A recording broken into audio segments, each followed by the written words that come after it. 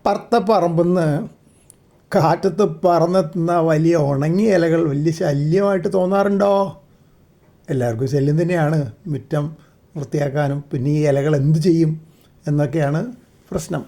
അപ്പോൾ ഇപ്പം ഞാൻ ചെയ്യുന്ന വേറൊന്നുമല്ല, ഇതുപോലെ ആ ഇലകളൊക്കെ മുറിച്ച് ചെറിയ കഷ്ണങ്ങളാക്കും.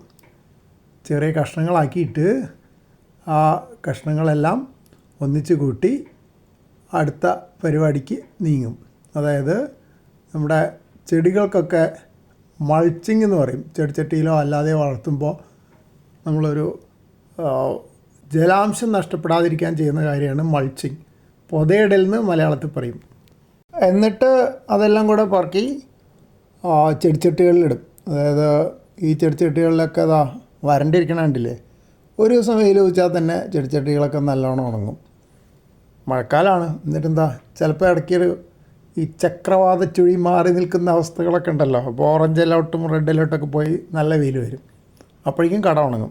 അത് തടയാൻ ഇത് സഹായമാവുമെന്നാണ് വിചാരിക്കുന്നത്.